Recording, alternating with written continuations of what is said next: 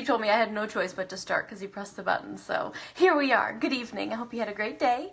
Did you have a great day? I did. It was wonderful. The weather is absolutely stunningly gorgeous. It's like perfect springtime sunshine, not too hot. Absolutely excellent. I hope it's nice where you are too. And if you're in the north, that all the snow has melted and that you're maybe getting some springtime now. But today we wanted to talk about why we hold on to things, perspectives, thoughts about ourselves, patterns of behavior, could be any kind of thing that no longer serves you. And you're conscious at some level. You've decided this thing, this person, this thought pattern, this behavior, this is not serving the me I want to be. This is not helping me create the internal and external experiences that I want to have in my life. However, I keep doing it. And it's like I know these good things I want to do, but I can't seem to actually make the shift, actually free myself from whatever this pattern of behavior, thinking, feeling is, and move into, the me that I want to be, the me that I'm creating.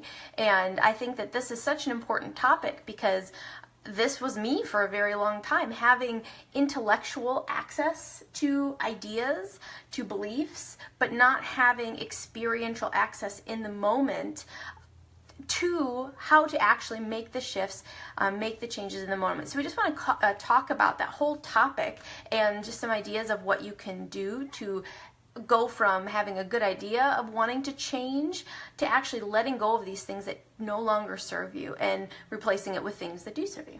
Why do you think people hang on to things that don't serve them?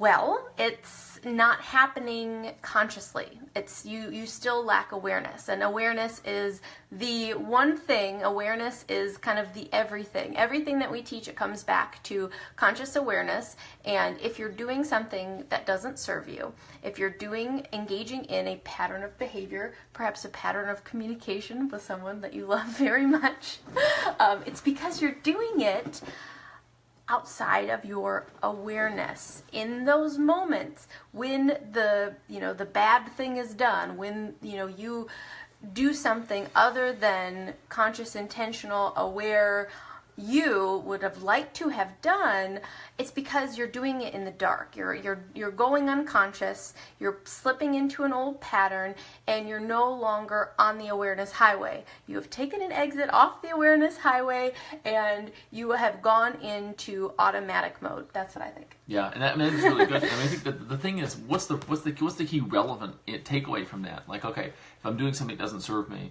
it's because I'm not aware of what. I might know that I'm doing it, but very often it's like by the time the behavior is happening, by the time you're doing the thing, by the time you're eating the food you don't really want to eat, or you're saying the words that we're going to be, it seems like the appropriate time in those moments to say something that you will regret. And that's the problem, because that's the reason really that knowing that you shouldn't, knowing that it doesn't serve you, knowing that this isn't really what you want to do, doesn't change the fact that in that moment it is what you want to do. It doesn't change the fact that in that moment in time you're wanting to do something that is going to not improve the quality of what it's like to be you. It's not going to help you create the kind of outcomes that you want. It probably is going to cause you to create outcomes that you do not want.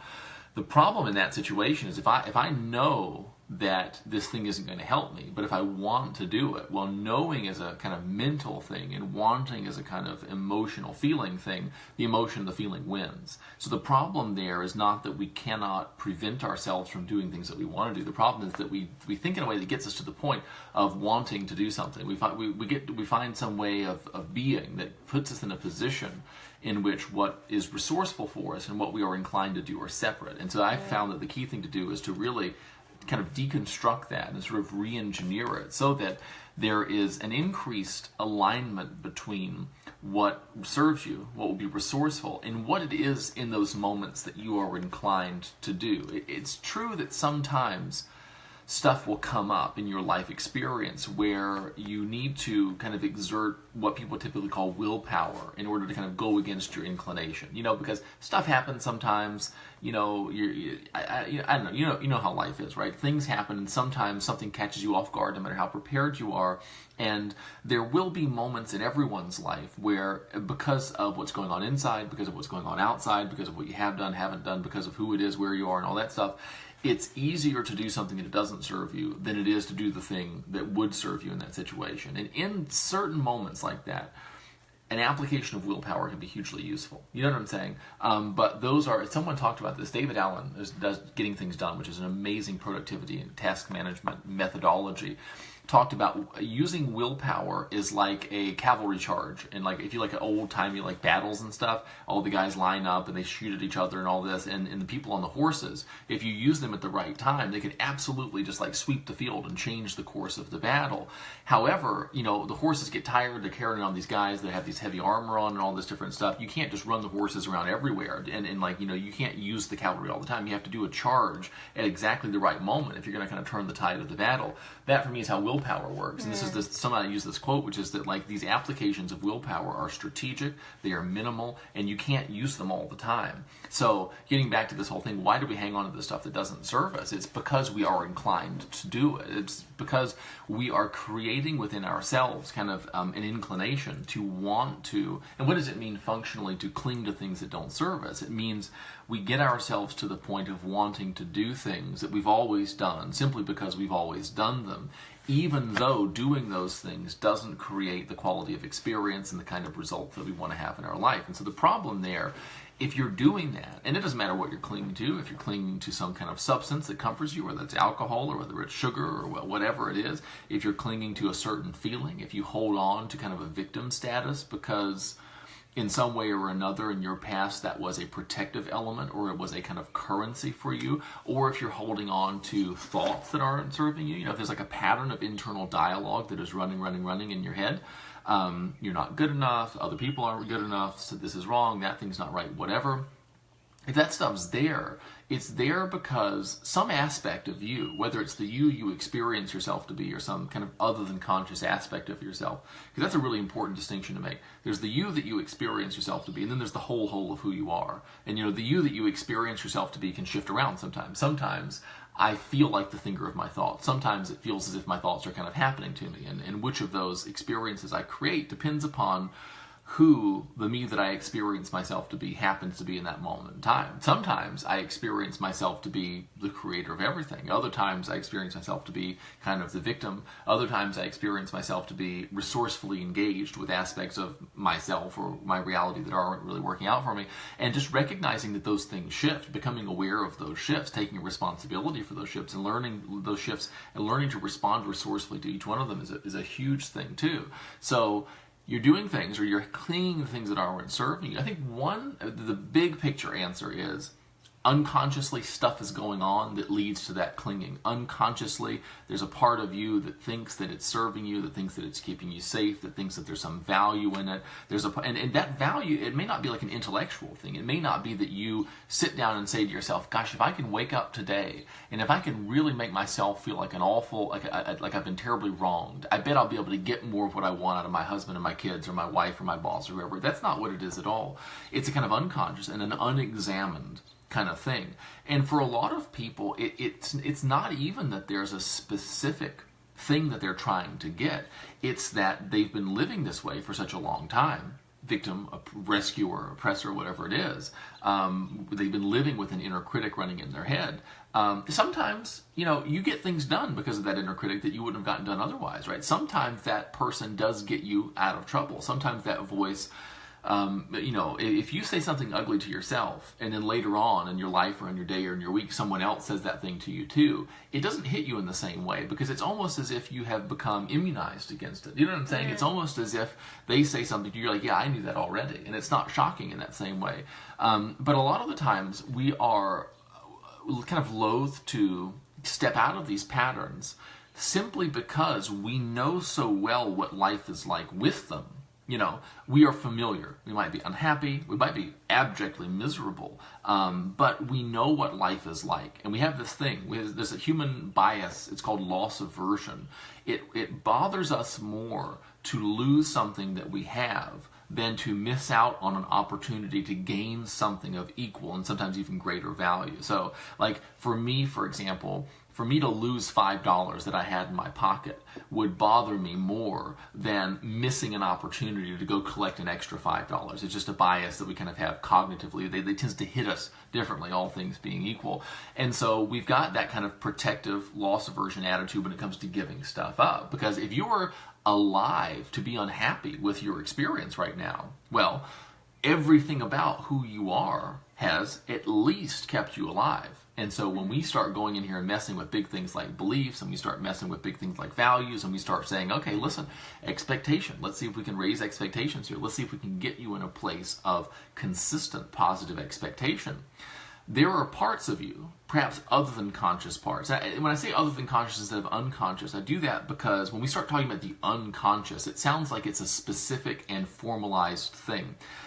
To me, that's not really how it works. It's that there's you, the totality of you as an organism, and then there's the you that you experience yourself to be, right? When I say I, usually I'm talking about a very kind of small fraction of the full. I'm not talking about the part of me that beats my heart 100,000 times a day necessarily. I'm not talking about the part of me that generates the ideas. I'm just talking about the part that runs his mouth all day long and talks to people, right?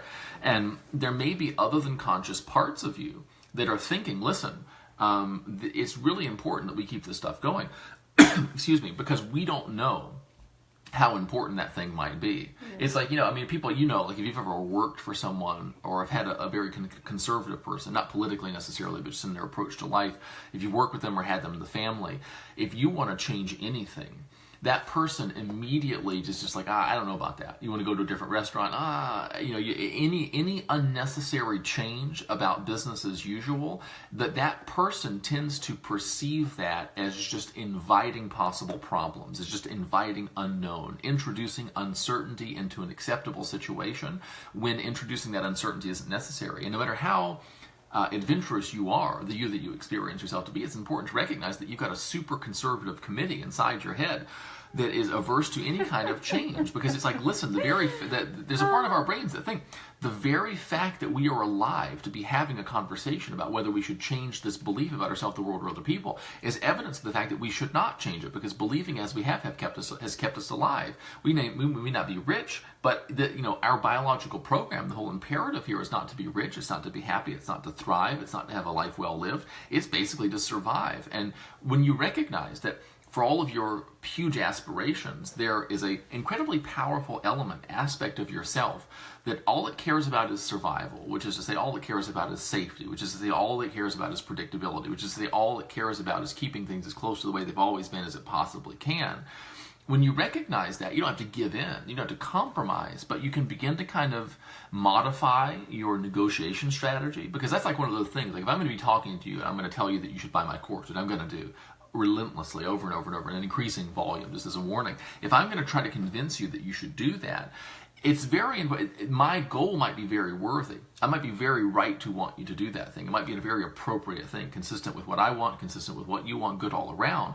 But if I don't understand what your values are, if I don't understand what's important to you, I'm not going to be able to describe my worthy idea in a way that's going to resonate with you. And I think when you take something like conscious change, when you take something like, okay, I'm feeling incessantly, constantly unworthy here, and I want to feel differently than that. Well, you realize that you're going to sit down, whether you realize it or not, at kind of a negotiation table with a brain, with a nervous system it's got a great organization that's built up around doing this thing. You know how charitable organizations, how things in nature have a momentum to them. There's this thing called cosmic habit force, which is, an object in motion tends to stay in motion. It's a law of physics, and it even applies really to the way our brains work, the way our thoughts work. Every time we think a certain thing, every moment we spend believing a certain thing, every time we kind of have our self-concept, or we kind of represent ourselves to ourselves inside of our mind,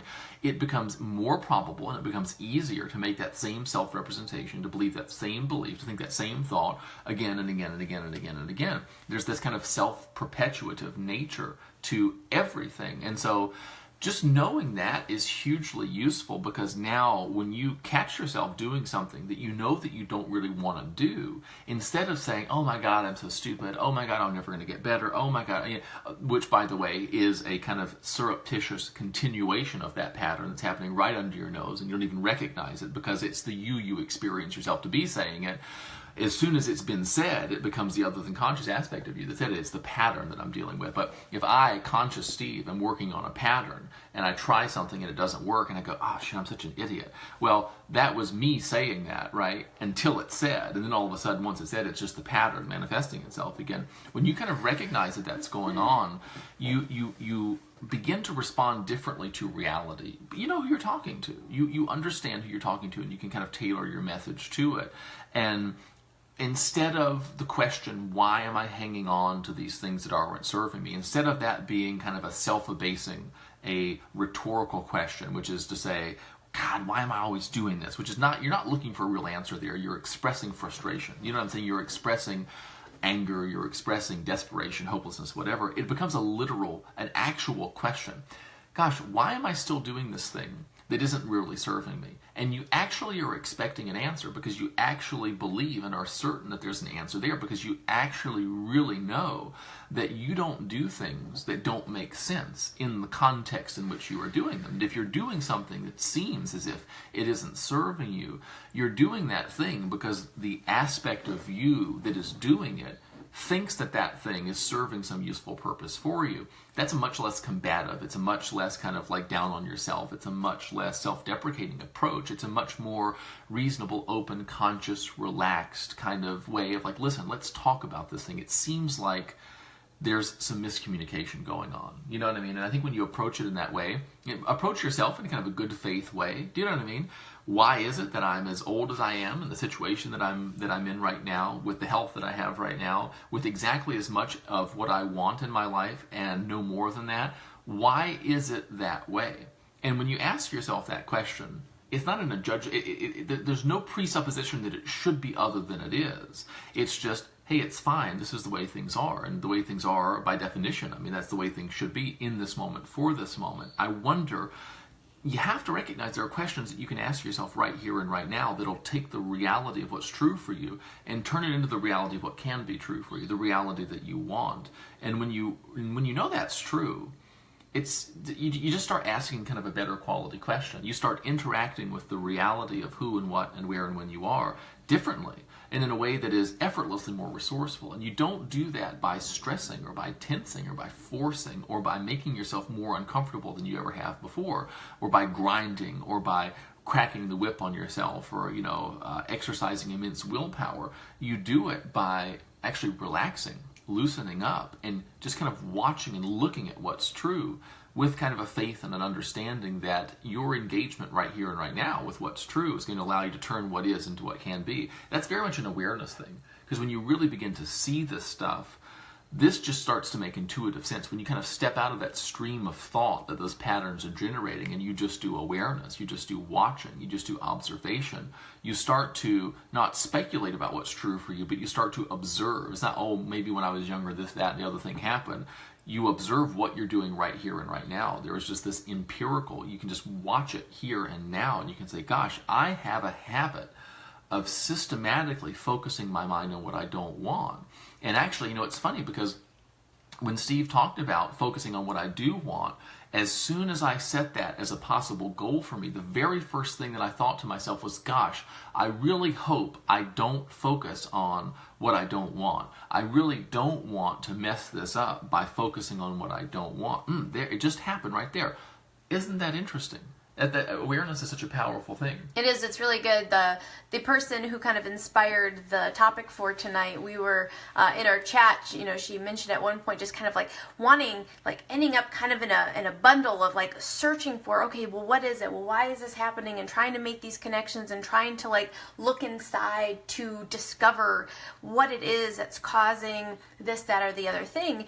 And I thought of like the Zen quote, when you just let muddy water, you're trying to find something in muddy water, the best thing to do is just let it settle, let it clear so that you can actually see what's going on. And that's really the process of starting the whole self-improvement journey, by doing nothing but watching and seeing how you're already doing what you're doing.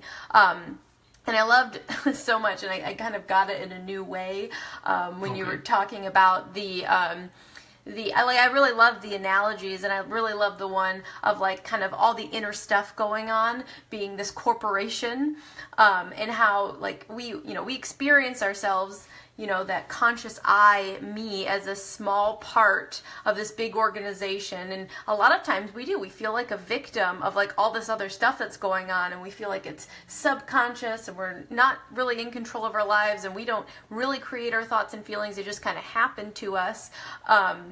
But the whole thought of like, we start doing something and you don't remember why you started doing something in the certain way, whether it was a behavior or a thought pattern or whatever. But it made me think about working in an office, and the office is 20 years old, and they've been doing things in this office for a certain way for 20 years.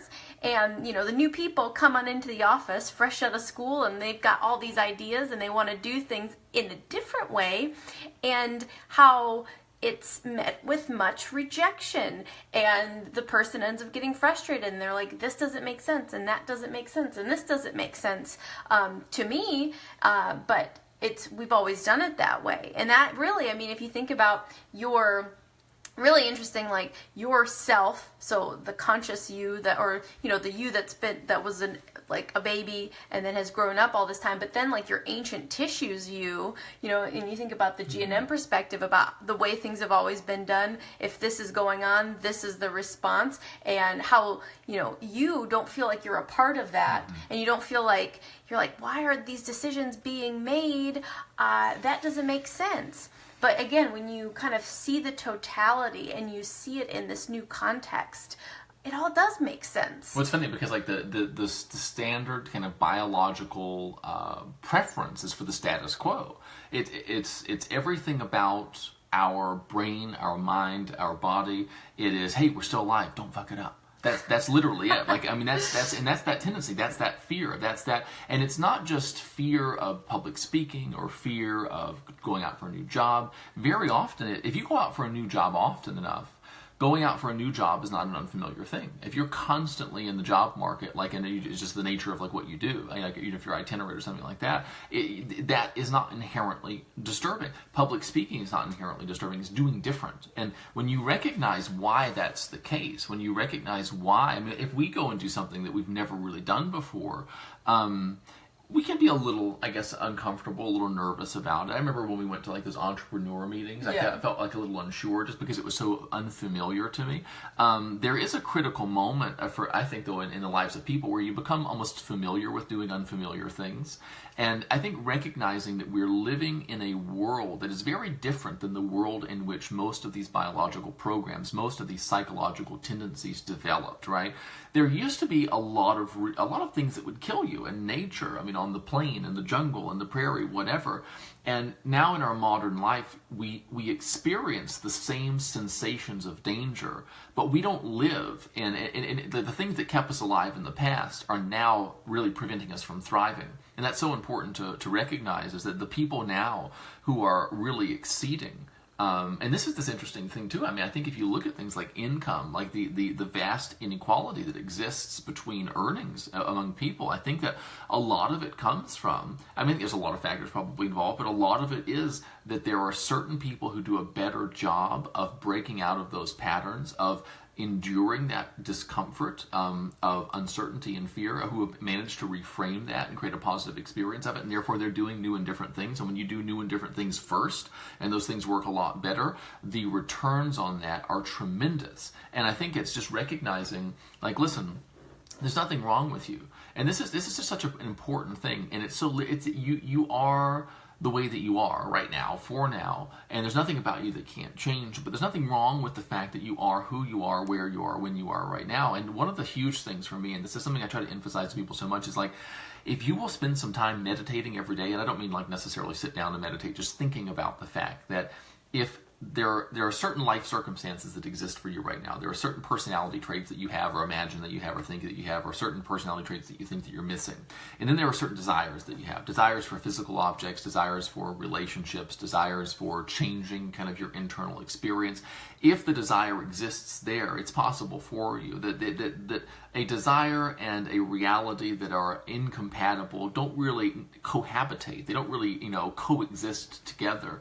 And that for me has been a very powerful thing, because we all have, or not, maybe we don't all have, but I know I have this tendency when I think about something that's big and exciting and new, something that I haven't dared allow myself to be aware of the fact that I really would like to have before this time.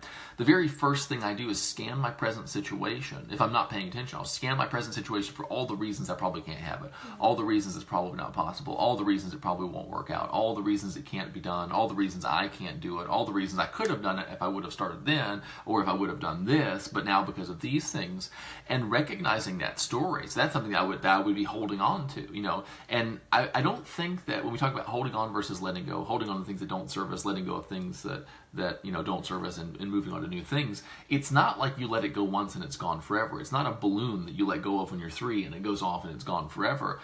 You are letting go is a constant, ongoing thing. You're constantly sort of letting stuff go, and that's one of the things that awareness really allows, is that you will still do some of these old things. These old patterns will begin to kind of rev up, but you'll see. The interesting thing for me is that there's the pattern of thinking. So if let's say I'm telling myself I'm not good enough, there's a certain experience that comes with that. There are feelings associated with, like, in my body when I'm like, oh, I'm not good enough. There's, like, literally, if you pay attention to your body, there are physical sensations, right, that kind of represent that emotion, or that are that emotion. So there's the thought pattern itself, I'm not good enough. There's the physical sensations that come along with that. And then there is the overall experience. If I say to myself I'm not good enough, and I'm feeling that, and I'm believing it, basically the fact that I'm saying this to myself, the fact that I'm pointing and I'm saying, oh, look at this factor, look at that factor, and there's an overall experience that comes. Like, if I take that stuff literally, if I accept that stuff as true, I get this total experience, which is to say, man, my reality sucks, my internal feelings and my experience suck. I have this misfortune of wanting things that I don't have, and my excuse or story that I'm telling myself about why I don't have those things is I'm not good enough to have them. Well, that means I can't get them moving forward. Well, that's really awful, and it just kind of spirals out of control.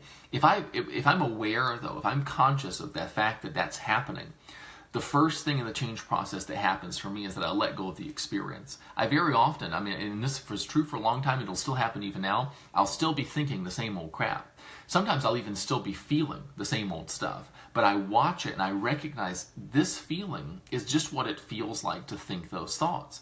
That's all it is. That's not what it feels like for it to be true that I can't have the things that I want.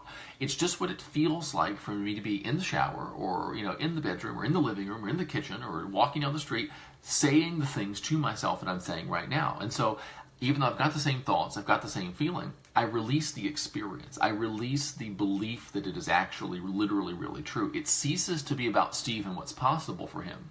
And it begins to be about Steve and what he's thinking about right now, and how he's feeling as a result of that. That's a better experience. You understand? Like, you let go of that bad experience, that really unresourceful experience. You still got the same thought, you still got the same pattern, you still got the same feeling, but you recognize that all of that stuff, that the reason you're feeling that way is that you're thinking those things, and then you kind of begin to release that feeling. You literally get to the place where you can't even really feel that thing anymore. You have an intellectual understanding or a memory of what it would feel like. There's almost like, I don't know, if you can imagine, I'm trying to think about like a piece of paper and it's got an outline or a drawing on it. Like, the drawing is the feeling. If you cut that if you cut it out, then there's a space there where it was. Like if you, I don't know, if you draw like not a stick figure, but an actual, let's say, picture of a person's face, or draw a circle. The circle's the feeling. You then cut the circle out. There's still an outline there where you have a sensation of, like, you get an idea about what was there and what changed, but it's not there anymore. That's kind of how the feelings go. Mm-hmm. And then eventually you actually let go of the patterns of thinking because you watch them and you just recognize. You really convince those deep unconscious parts of you. This is the place where the conflicts live. This is the place where all of the operating system, the kind of the mental code operates.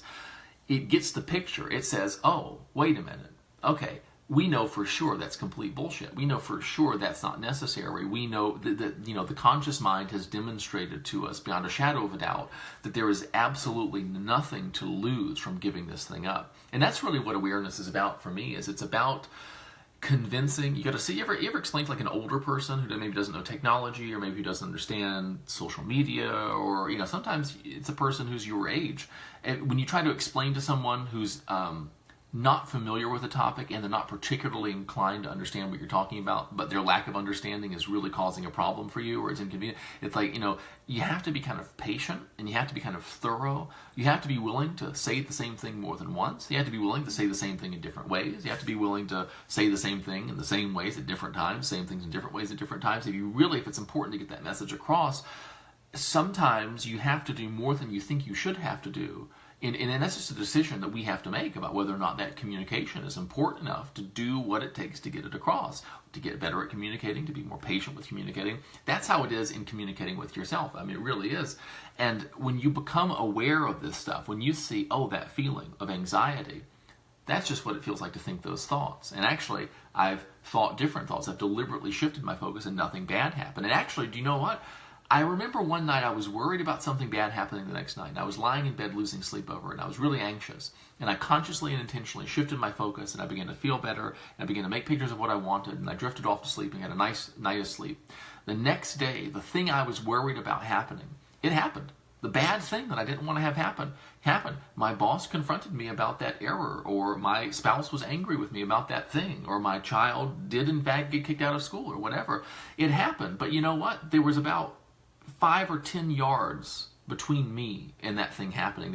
I had some space between me and my experience. And it was a strange thing. I actually responded better. I responded more resourcefully as a result of not worrying than I would have had I stayed up all night worrying about that thing. And actually, it seems like, you know what I mean? This is that we talked about, was it yesterday we talked about the whole thing about the relaxation and power? Like, tension is weakness. It's weakness. It depletes your energy. It holds you back. It costs you tremendously in terms of your metabolism, in terms of everything about what's really good for you. But relaxation really is power. And when you recognize that, when you see how powerful you become, when you take the energy that has been being squandered on resistance and on beating yourself up and on kind of holding yourself tense like this, and if you get tense about the fact that you're tense, well, you're just more tense than you were before. If you can relax about the fact that you're intense, you know what I mean? Then you can start to relax that tension too. And you get a couple of experiences of just not really giving a shit. You know what I'm saying? In the most appropriate and loving way possible. You're just kind of like, F that. I'm just not going to worry about that anymore. Not because I don't love them enough, because it just doesn't work. I'm just not going to worry about being someone other than I am. I'm just going to kind of do little things every day to move in the direction of being who I want to be. And you begin to recognize, you begin to see as you relax like that, you actually don't dissolve into a puddle of goo. You actually become this like almost like a rubber band, you know what I'm saying, that can be stretched at the right moment and display tremendous power of resourceful response. And when you see that over and over again, your brain's always paying attention. Your brain is a learning machine. That's how we all got into the messes that we are in right now. That's how we got all the patterns that we're hanging on to right now, is that nothing gets by this brain of yours. And when your brain kind of sees you respond resourcefully to this stuff, the more relaxed you are, the more rapidly, the more powerfully, the more resourcefully you respond, the more it gets the message. And eventually it generalizes. And when it generalizes, you just you start responding to new situations as if they weren't new, because new situations are no longer new for you. It's not a new thing to respond resourcefully to new situations. And then you just become kind of like a logarithmic learner, where, I mean, it's an amazing kind of quantum shift. That's very cool what you're just talking about, because it just, something that came to mind for me as you were talking about, like, you don't let it go one time. It's not just a balloon you let go of and then it's just gone and you never have to do, like, I like to think about, and it just kind of visually, when I think about it, is helpful, and it gets me thinking about what I'm thinking about in a new and different way. The fact that your brain, like, the actual, the weird thing is, this stuff that's going on outside of me, like this communication, it takes place in a place. Like, your thoughts take place in physical tissue, and like actual neuronal pathways, and what is physically going on in your brain when you are creating a thought or when you're having an experience. It's all programmed and stored inside of your brain. Literally everything that's ever happened to you has been recorded somewhere in your brain. And that, to me, it's very interesting to think about that. Really interesting to think about the physical thought pathways and what it looks like to be kind of isolated in these bad feelings where you don't have access to. I mean, literally think about almost like a tangle of neurons all in one area that don't have access to the bigger picture. And all it has access to is like all the negative feelings that happen down this certain track. And when you are developing awareness, it's like you're helping to build connections between all these different parts of your brain, so you never feel kind of sequestered off in a very bad feeling place. And it's interesting when it comes to like conflict shocks and conflict tracks and triggers and things that we step on, like series of thoughts, maybe external triggers, things that you're smelling that basically kind of set off a biological program because you stepped on it. And it's like, oh, anytime this has been around, we need to be prepared for something really, really bad happening. And so just thinking about your brain and the actual physical pathways that create the negative experiences that you end up having that you don't like, that you're like, oh, how did I end up here again? It's like, it's familiar.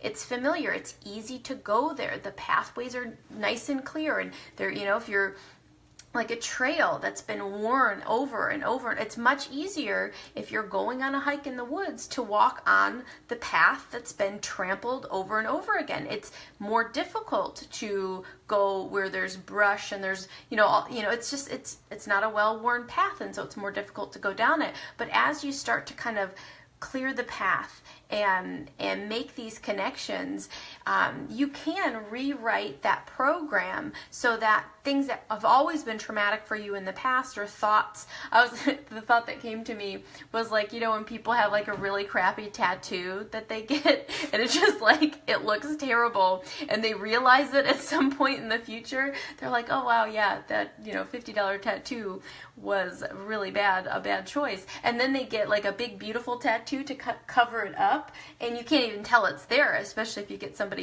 completely rewritten. It's been, reprogrammed to look in a different way. And so that's what we can do with these pathways. They don't go away. They don't get erased. Like, everything that's ever happened to you, it's still gonna be there. And that's why there was another really interesting question in the group that we had, people kind of talking about... It can be digested, though. That's that interesting thing, I think, is that you kind of like, you take like the envelope thought. You know right. what I mean? And so it's like you don't have to really expunge your personal history or change your personal history. You just kind of build this resourceful machine that gobbles up that stuff and turns it into something different. Because it's like, it's like, I don't know, like certain leftovers, like if you prepare a dish or something like that, and it's not that great, but you can do something with it and incorporate it in something. You're really good at doing that. Like, you know what I mean? And it's just an amazing and delicious meal that isn't hard to replicate, Yeah. And it made me think about, too, like this just self-perpetuative nature. Why do we cling to things? And I was thinking about, and I actually happen to be, I don't know if this is a talent or if it's a defect or whatever, but like if I miss an exit and it's inconsequential, like we wanted to get off on this exit to go to this store because we'd like to, or we wanted to look at something down this road, but we were going 70 miles per hour. And well, first of all, the very fact of my missing the exit is an example of the self-perpetuative nature of things. I mean, literally, the object in motion, it's not just pure physics. ultimately it is, but there's also physics, like in our why was I inclined to miss that exit? Well, because we were in conversation. Oh, but isn't it interesting that, like, if you're walking down the path and we're talking to each other, we're deep in conversation, that the tendency is to stay on the path, that is, well, that's me continuing on the direction I'm going, but that's also the path perpetuating itself in existence, you see? Once it's kind of there, it kind of gets more and more and more and more and more there. Once I'm on the interstate and I'm going down the interstate, all things being equal, I'm going to continue to fly down the interstate if I'm not paying attention to what I'm doing. But if I miss that exit, there is this feeling inside, and for you I think it's very pronounced because you hate to backtrack, that aversion to turning around. Do you know what I'm saying? To getting off, and then you got to go back on, then you got to get on again, and all this different stuff. That's that self-perpetuative thing too. And I think just recognizing how powerful that is. And like another example for me is, you get these internal criteria set up, and like there's certain things that I like to do throughout the day. I like to exercise, and I turn them into habits. And once they're habits, they just happen by themselves. It's like I just think about whatever I'm thinking about. I'm having fun, and I'm in, I'm doing this thing, I'm doing that, then I'm doing the next thing. But if I miss that for some reason, if I miss that exit, it is exponentially more difficult for me to get myself to do those things. If there's an exercise that I normally do in the morning, for me to do it at 7:30, 8 o'clock at night, it requires a degree of intentionality that far exceeds. It's much more costly. That's the situation where you can rally that willpower. But it's possible to do that when you recognize the fact, like, wait a minute, I am not being driven by my life. I am not, the fact that it's 7 p.m. or, on the micro or the macro scale, the fact that I'm 40 or 50 or 65, it doesn't matter. You know what I'm saying? It's later than I would normally do it, or later than I thought that I would do it, but it doesn't mean that I can't do it. It just means that it's going to require a little bit more from me. A little bit more from me in what way? Well, a little bit more imagination, a little bit more, okay, listen, we're going to do it now. It'd be really easy not to. And that's kind of like, for me, what gets me to do that stuff. Like, once the sun's gone down and it's daytime activity, but it's like, no, I want to have done these things. It's recognizing that, like, how you live your life, kind of, or how you live a day is kind of how you live your life. And there's something so powerful, because sometimes I feel pushed. Like, if we get, like, so after this video, we're probably going to go make some dinner, and then we're going to have, like, our traditional evening routine time. And if there's something that I haven't done, I almost feel like I can't do it, because I'm almost, like, being propelled through. But when you really stop and you say, no, do I want to do this thing? You discover that you can do them. You can do the things that matter to you, regardless of whether the timing is the normal timing, all that different stuff. And I think that's kind of almost like a letting go thing, too, because you realize that things tend to be self-perpetuative. It's just the way it works. Organizations, relationships. You ever gotten into a relationship? It was great at the time. It became markedly less great over time, but the relationship didn't automatically dissolve. Why is that? Why doesn't it happen that if two people are in a relationship, and if the threshold is met at which, the relationship is no longer enriching the quality of both people who are in it anymore, why does it not just automatically fall apart? Why isn't there some kind of a report that gets mailed to your house? There's a credit report, right? Why isn't there a relationship report? Because they've got enough data on you. That says, listen, the time has come. And there's nothing personal about it. It's like, listen, sorry, Melissa, the report says it's time to go, so, that there's no hemming and hawing about it. That's like Black Mirror stuff. Well, yeah, it is. It's kind of funny. But the interesting thing about that is, because the relationship is self-perpetuative, it's just kind of the way that it works. It requires from a person some overwhelming action to get things going in the direction for thriving. Now, for surviving, the people kind of putter along together and everything's okay. But if you're going to thrive, you've got to sometimes go against those survival instincts, those survival mechanisms. I think one of the big things about that is recognizing, and this is huge for awareness, recognizing that the fear that you feel, or that the anxiety that you feel, or that the aversion to disappointment that you feel is totally out of context. It is not appropriate for, or really calibrated to, the kinds of decisions that we're making in our life today about whether to, leave a long relationship, or leave a long career and embark on a new career, or, take some personal gamble and considering that maybe we're not as awful as we always thought we were, or not as unworthy or unattractive, or whatever it is, or that, we can't actually be healthy. Whatever that big thing is for you that feels like a big reach, you're going to evoke from yourself these, like, primordial anxiety and fear reactions sometimes. Now, if you think that feeling means that it's really dangerous to do this thing and probably a bad idea, that's not a good experience. But if you recognize, man, this tendency to avoid change, this is a byproduct of a bygone age. This was like when, if you make a mistake, there's a crocodile that's going to eat you, right? Not, if you make a mistake, well, you might have to try again and again and again and again. And I think just recognizing that is an immense source of freedom, because, you know, fear is one of those things where it can be a source of information. I mean, it can be useful, but you want to know how to turn it off. It's like a fire alarm. You know what I'm saying? Like, imagine if you didn't know how to reset a fire alarm. I don't have to imagine, because I actually don't know how to reset a fire alarm. And so anytime I set it off, I have to wait for someone else to come and do it, because it doesn't matter how many times I push that button. It just doesn't seem to respond. You know this, right? Oh, yes. And when you recognize that, Take the battery out. You become in control, right? Yeah. Oh my gosh, yeah.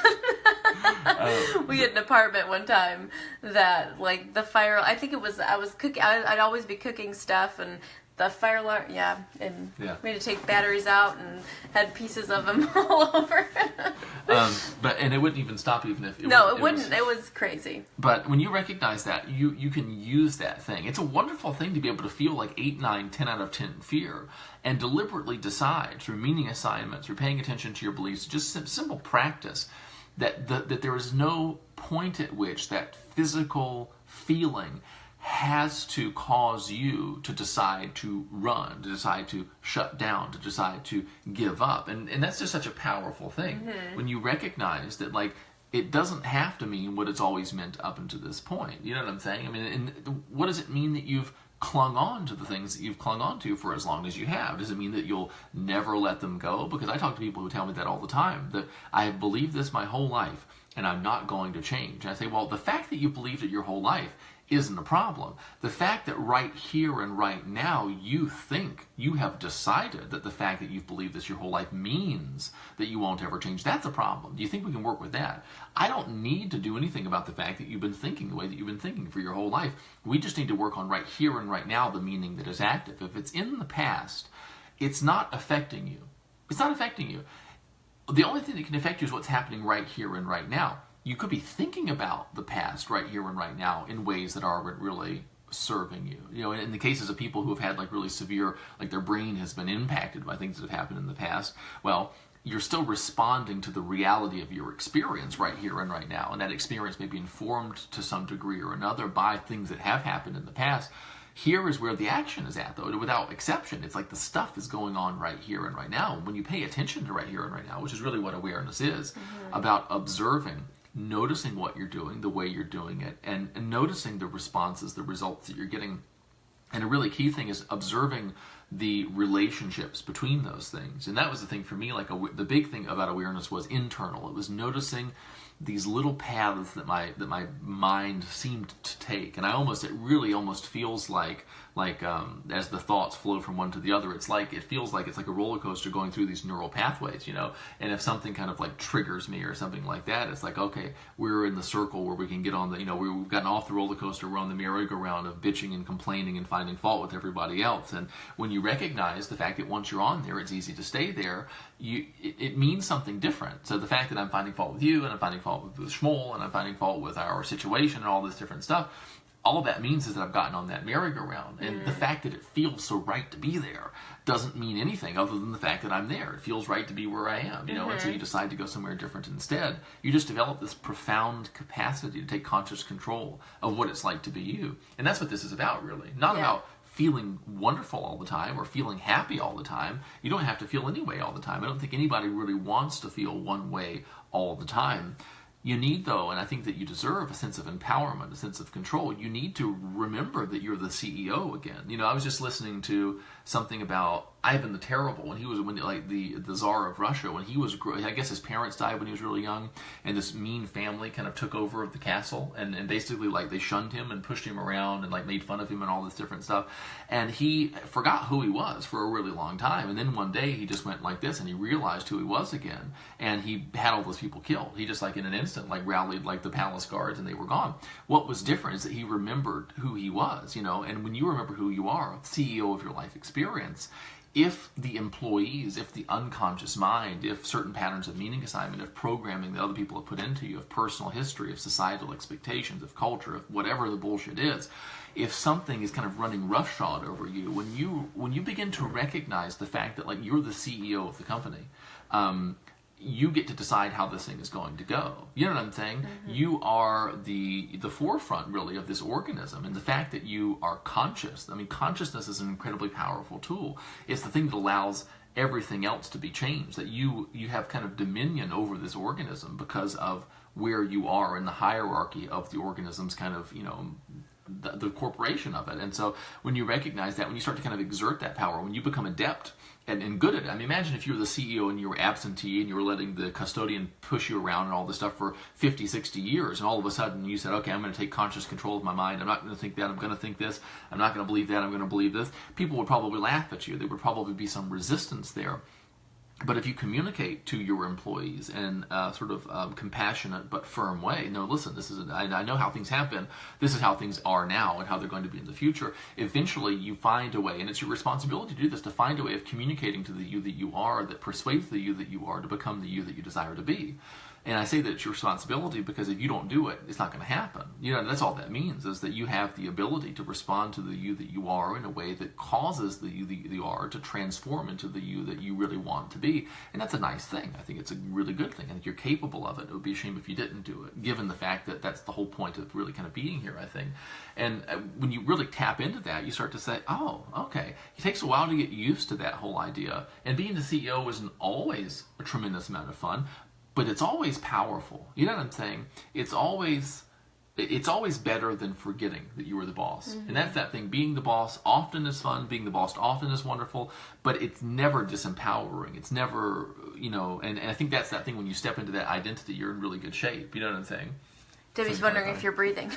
Oh, I don't have to breathe. He doesn't have to breathe. It just goes. I take one huge breath. Beginning. Early in the morning.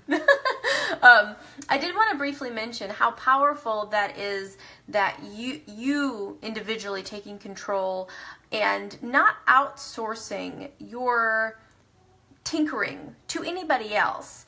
And really realizing that if it's going to happen, you're going to do it. And like really, it's like manually figuring out how to take your computer apart and put it back together. Yes, it's easier to take it somewhere and have someone, and I've had that inclination too of like, oh, just fix me.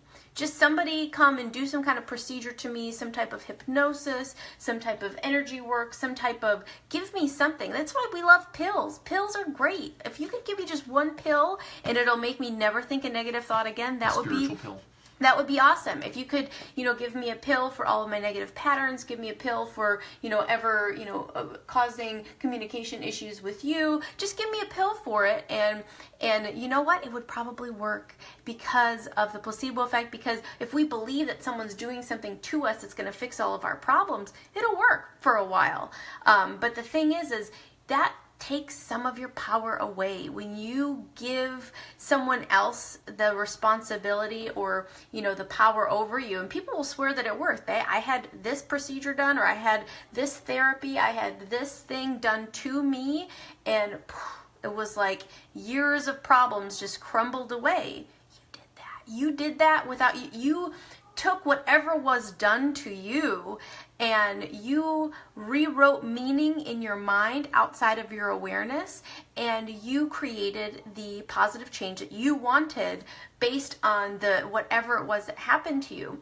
And that's the real thing to realize, is it's always you. And that's why what we do is teach you how to do it yourself, DIY, figure out how to rearrange, rewrite what's going on in your own mind so that you never can be backed into a corner. You're never in the desert and your car broke down and you don't know how to fix it. No matter what, you want to be able to be the one that can fix it. You don't want to always have to go back to the therapist or the coach or the doctor or whoever to say, oh, do that thing that you did that one time to me so you can fix me because I did, something went wrong. You want to be able to fix it yourself, and you can fix it yourself with enough awareness. And you want to be able to write code too, because what if you want an experience that doesn't exist yet? You know what I'm saying? What if you want an experience that your therapist has never had? Because I mean, you just never, even if someone's really good at fixing a specific problem, you're not here really to solve problems. I think is that you're here to kind of pioneer experience. You're here to really deliberately engineer. You want to be able to write code so that if you're sitting in your house one day and you're like, gosh, I'd like to feel more energized and appreciative, but also motivated all at one time. I'd love to be I'd love to be really voracious about this new life endeavor that I'm doing here. why shouldn't you be able to create that? Why, and you don't have to run off to eventually when you get really elaborate with these experiences, you don't even know. I mean, you don't even have a name for those things yet. You could even describe to your therapist or to your coach or to whoever. And I think that the thing is just having the ability just to do that stuff yourself, that there's just no replacement for that. And it also happens to be very practically really super useful. And so you see how it's just different if you're like, gosh, I'm really nervous about speaking for my company's meeting on tomorrow. That's one level of existence, and that's like a kind of a remedial problem that can be solved, and it's really cool and liberating and fun to do that. But after you've done that for a while, you start to want to make generative changes. You start to say, you know what am I not doing because it hasn't occurred to me yet? And that's really what this level of, we call it mind mastery, but it's really you become a master of the mind, a master in minding, And I was going to say, that's what's really cool about the Ever Better Life course, that is like our flagship program, is because it gives you the tools. It gives you the tools to tinker, to figure out how you create experience, how you've created the experiences that you have up until this point, how you can take those ones apart and put new ones together. I mean, it's a complete mind mastery. It gives you everything that you need, all of these awesome tools. And the cool thing about it is it's multifunctional. I was writing something about it earlier, that, individuals use it, like everyday people, moms, grandmas, just people who want to feel better, and they want to learn how to use their mind so they can create more feelings that they want. But also people helpers, therapists, doctors, coaches who want to model for helping their people do their thing. And so that's what's really cool about it. It's very, multifunctional, help you, Really great entrepreneurs like Richard Abrams. I don't know if he's he was on for a second. Yeah. But so help you help yourself, and then help you help other people if you happen to be a people helper. So that's kind of the cool thing is, and a lot of people who have taken the course to help themselves have, in the course of taking the course, of course, they've become people helpers, and people come to them and they're like, oh wow, I should do something like that. And so that's just another really awesome thing about having such a multifunctional tool. It's like, and then you can figure out how to figure out yourself and then help other people figure themselves out. Well, it's funny because someone actually said to me one time, they were like, man, the stuff like this connecting to my resources is so fun. And they were instantly jealous of me that I got to have the experience of connecting them to that experience and to those resources. And they were like, wait a minute, this is so great. Like, I want to do that. I want to go around and do that for people. Because it seems like a fun thing, not because, oh God, I have to help everyone else have this wonderful experience I'm having. She wanted a really wonderful experience for herself, which I think is a really good thing. The more selfish these desires are, the more generative they tend to be. And I was like, oh, that's a real authentic thing there. I can believe that for sure. And I confess, in fact, it is extremely fun to connect people to these resources because it doesn't change you in the sense that's like, listen, we've got 5 secrets that you need to know, and the reason you don't know them is the reason you're so bad off. So here, we're going to give them to you. We're going to bestow them upon you, and then you'll be fine. It's literally like kind of plugging a plug-in that's not, that's been not plugged in. You go and you plug it in, and all of a sudden it's like, the resources turn on. And you start to be better at being you. That was that thing, is that if you want to get better in some area of life, get better at being who you are already right now. And because the nature of who you are is change, is evolution, is expansion, is development, is broadening, do you know what I'm saying? Is elaboration, is improvement. And so if you get better at being who you are right now gets better at becoming who you really want to be.